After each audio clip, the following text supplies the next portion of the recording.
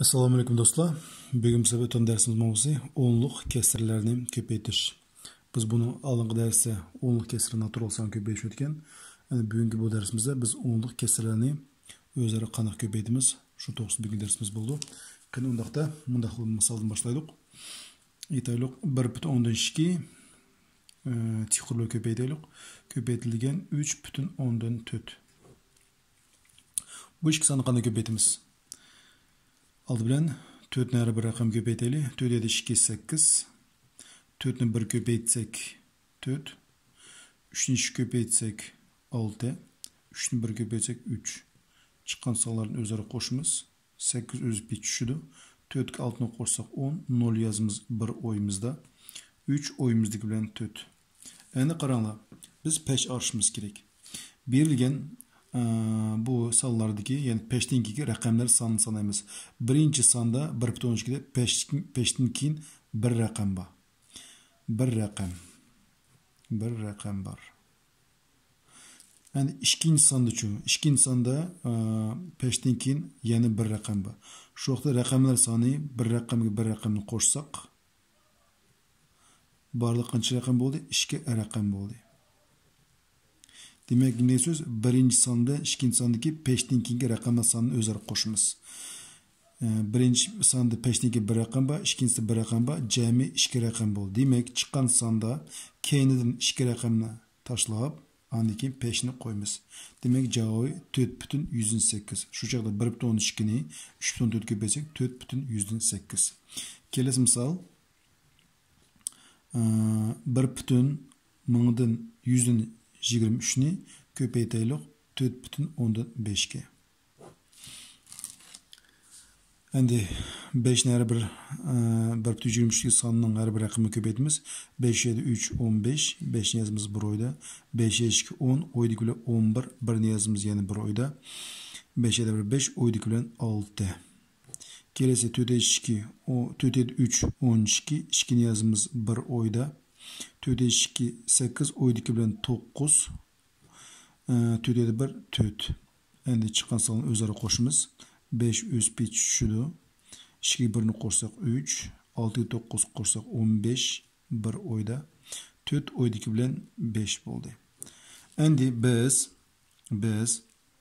bir insanda peştinki neçe rakam bak sana karanlık. Peştin keyinde 1 2 2 rakam bak 2 reda koy. Yani 2 insanda şu peştinki neçe rakam bak 1 rakam bak. Koşumuz 1 rakamni. Şu çada kaç rakam oldu? 3 rakam.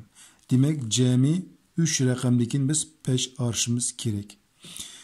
Demek barlık biz 3 rakam oldu. Biz keyini sanayımız. 1, 2, 3. Andaki peş koyumuz. Demek bir insanda peştikin 2 rakam var. 2 insanda peştikin 1 rakam var. Barlık 3 rakam oldu. Çıkan cevabı da keyinin 3 rakam aldığı sanıp andaki peş aritimiz. Cevabı 5.535. Kelesi de biz undaq sanı köpeyteylik. 0.172'ni köpeyteylik 0.123'ke. 3'ünü köpeytsek 6, 3 7 7 21, 1 yazımız 2 oyumuzda, 3 7 0 0 oydaki bilen 2. Kelesi 2 2 4, 2 7 köpeytsek 14, 4 yazımız 1 oyumuzda, 2 7 0 0 oyumuz bile 1. Bu 0 her birisi köpeytsek yine 0 salları öz bitçi düşüyor. Yani barlık sallarını koşaylık 6 bir de 5 oldu. Bir de 6 oldu koşsak bir de 1 oldu. Bu 0 öz bitçi düşüyor.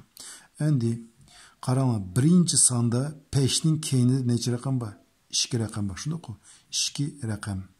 Andikin ikinci tutucu peşinin keyinde de 1 2 rakam belki. 2 rakamı koysam barlığı 4 rakam doldursun. Demek men çıkan sanda keyinden 4 rakam taşlayayım. Keyinden başlayayım. 1, 2, 3, 4. Demek men peş koyumuz. Cevabı 0.10 1656. Endi kelesi modaq misal. Eğer 562 sanını 31 sanını köpeytse 17.422 bolsa tövendeki ifadelerin manaları tipi oldu. Biz bir de karama 562'ni 3,1 köpeytip ayrım köpeyişin hacet yok. Çünkü 562'ni 31 köpeytse 1722 chiqqandek benim shundaq raqamlar yana shunqili o'z beticha qaytildi. Faqat biz bu 5 hisoblashimiz kerak. Yana qaydan qarang 1722 ni ko'chirma bega. Yana qarang berilgan savollarda 5 sanaymi. 5niki necha raqam bor shuni bilishim kerak. 5niki bizga 1 raqam bor. Demak chiqqan javobda 5niki 1 raqam degan qilamiz 5 qo'yamiz. Kelasida italiq 562 yana o'z bir salari o'z pich ko'paytganda 1717,422 chiqadi. Endi qaranglar, 5niki necha raqam bor? 1 2. Demak, chiqqan javobda keyindan oldi qarab 2 raqamdagi 5 aritma. Demak, 2 raqamga qarsam 174,122 sonni kelib chiqadi. Kelasida shundaqli raqamga qarang 56231 56231. Demak 17,422 sonni ko'chirma. Endi umumiy 5 sonni sanaymiz. Qaranglar, 5niki necha raqam bor? 2 raqam bor. Bu yerda 5niki 1 raqam bor. Barliq necha raqam bo'lib ketdi? 5ning keyinda 3 raqam. Mana 1 2 bunun bilan 3. Keyindan oldiq 3 raqamdan 5 araymi qaranglar. 1 2 3. Mana demak bu 5 qo'ysam 17,422 sonni kelib chiqadi. Endi kelasi demak yana shu 1 7 4 2 2 raqamni ko'chirma. Endi 5niki necha raqam bor shuni so'rayman. 5ning keyini qaranglar. Bu yerda 2 raqam bor, bu yerdami 2 raqam bor. Barlig'i 4 raqam. Demak chiqqan sonda keyindan oldi qarab 4 raqamdagi 5 araymi qaranglar. 1 raqam, 2 raqam, 3, 4 raqam. Demak bu yerga 5 qo'yamiz. 1,10,000dan 7,422. Kelasi 56,13 ni 3,1 ko'paytsak, yana shu 1 7 4 2 2 raqamni ko'chirma yoki 17,422 sonni ko'chirib, andikin 5niki necha raqam bor shuni sanamay qaranglar. 1 2. Demak, chiqqan javobda 2 raqamdagi 5 araymiz. Demak, bu 5ni qo'ysak, qarang 2 keyinda 2 raqam tashlab 174,122. Kelasi 56,12 ni ko'paytiramiz 0,131 ga. Ya'ni 1 7 4 2 2 raqamni ko'chirma. 5niga sanaymiz. 5ning keyinda necha raqam bor? 1 2 3. Barlig'i 5ning keyinda 3 raqam bor. Demak, keyinda oldi qarab 3 raqamdagi 5 qo'yamiz mana. Kelasi 0,1562 ni 3,1 ko'paytirish kerak. Yana 1 7 4 2 2 raqamni ko'chiramiz. Endi 5niki necha raqamga qarang sanaymiz. 1 2 3. Buning bilan qancha bo'ldi? 4 bo'ldi. 4 raqam tashlaymiz. 1 2 3 4. Demak, bu 5 araymiz. Kelasida yana qaytadan 1 7 4 2 2 degan raqamdan izlay olamiz. Endi 5ni sanaymiz qarang. 1 2 3 4 5. Demak 5 raqamdagi sanaymiz. 5 qo'yamiz. Keyinda oldi qarab 1 2 3 4 5. Demak 5 qo'yamiz. Endi bu oldida bo'sh o'rin qo'ydimiz. Agar son yo'q bo'lsa, biz 0 sonni tirkab yozamiz. Shunda javob 0,100,000dan 17,422 degan son kelib chiqadi. Kelasida hisoblama deydi. 0,5 ning kvadrati. 0,5 ning kvadrati nima bildirdi? 0,15 ko'paytirilgan 0,15 deganini bildirdi. Tamam. Ana qarang, biz 5 ni 5 ko'paytsak 25 bo'ldi.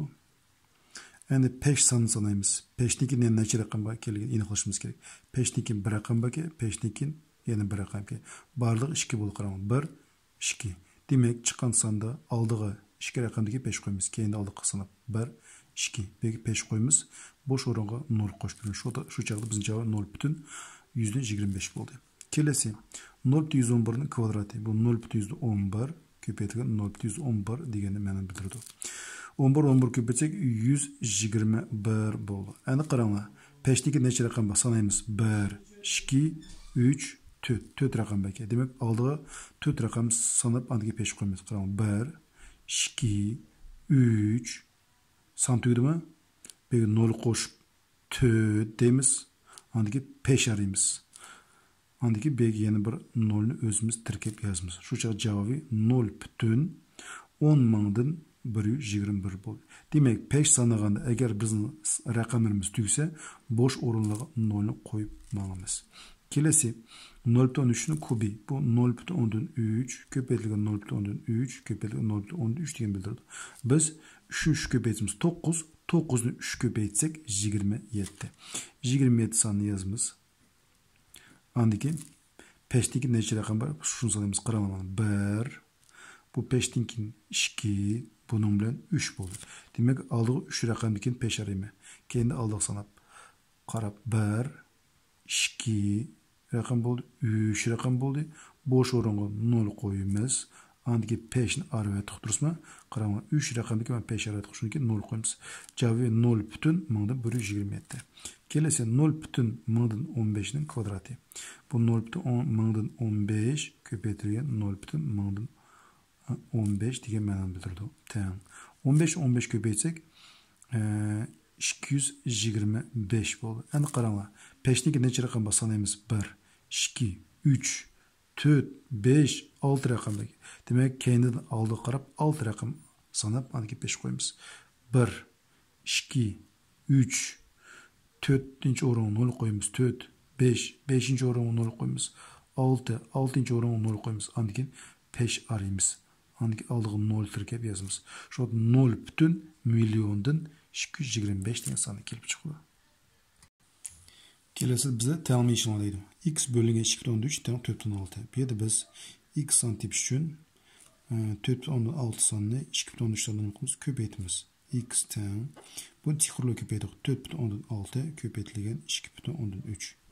3 7 6 8 bir oyda 18 bir oyda 3 7 4 12 oyda 13.